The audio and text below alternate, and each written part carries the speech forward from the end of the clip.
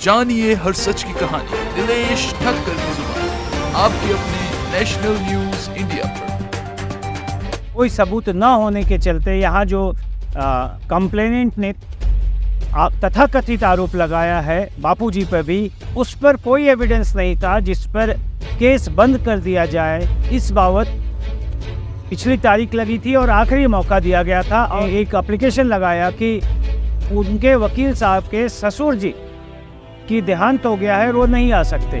तो जज साहब ने सख्त रवैया अपनाते हुए यह कहा कि आपको जवाब देना है और आज जवाब आपको फाइल करना पड़ेगा। आपने कहा कि अभी हमारा जनाब जवाब तैयार नहीं है। जज साहब से उन्होंने कहा कि वकील साहब उसको फाइनल टच नहीं दिए, जिसको जज साहब ने फिर देखा कि चलो ये आखिरी मौका है इस केस में और अगले तारीख को वो नहीं देगा जवाब तो जवाब को उसके हक को बंद कर दिया जाएगा। देखिए, आज वकील साहब के ससुर जी के देहांत के मामले के बावजूद भी जज साहब ने तारीख नहीं दिया और जवाब मंगवाया और कहा कि अब इसमें कोई तारीख नहीं लगेगी। जज साहब ने आज कड़े शब्दों में और बहुत सख्त कार्रवाई करते हुए आज का केस को सुना। आज हम पानीपत कोर्ट में खड़े हैं। आज हम जानना चाहेंगे कि जैसा कि श्री नारायण साईं जी के केस में आज सुनवाई थी, तो सर वकील साहब से ये जानना चाहते हैं सर आज की तारीख में सर क्या हुआ। देखिए, आज जैसे पता है पिछली तारीख को मैंने बताया था कि आज ये केस श्री आसाराम बापूजी के लिए कोई सबूत न होने के चलते यहाँ जो कंप्लेनेंट ने तथाकथित आरोप लगाया है बापूजी पर भी कि उनको भी आरोपी बनाया जाए, उस पर कोई एविडेंस नहीं था जिस पर केस बंद कर दिया जाए। इस बाबत पिछली तारीख लगी थी और आखिरी मौका दिया गया था और आज जवाब देने का महेंद्र चावला को आखिरी तारीख था।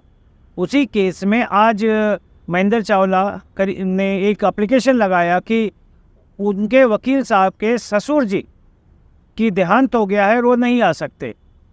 आज जो यह केस 2 बजे के लिए लगा हुआ था, तो मेरे कड़े विरोध के बाद और कई तारीखों पर उसने महेंद्र चावला ने तारीख ले रखी थी। जब जज साहब को बताया गया और इस केस में पिछले जज साहब के ट्रांसफ़र से केस इस केस में आने के बाद आज इस कोर्ट में जज साहब पहली बार थे, तो जज साहब ने सख्त रवैया अपनाते हुए यह कहा कि आपको जवाब देना है और आज जवाब आपको फाइल करना पड़ेगा। आपके जवाब जब आज के लिए तैयार है तो आप कॉपी मंगा कर फाइल करें और केस को उन्होंने पेंडिंग रखा। करीब 4 बजे के करीब महेंद्र चावला ने अपना जो है जवाब कि बापूजी को भी आरोपी के तौर पे बनाया जाए इस केस में, और मेरे इस चीज़ का उसने विरोध किया कि कोई सबूत नहीं है तो केस बंद होना चाहिए।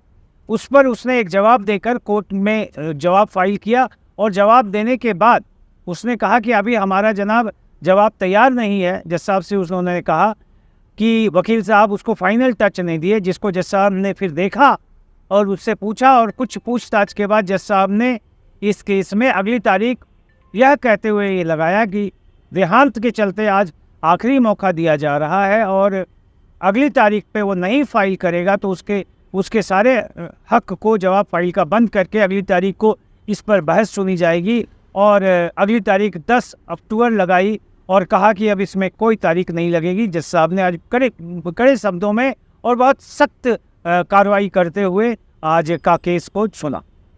सर लेकिन बार बार सर तारीख क्यों लग रहा है आखिर?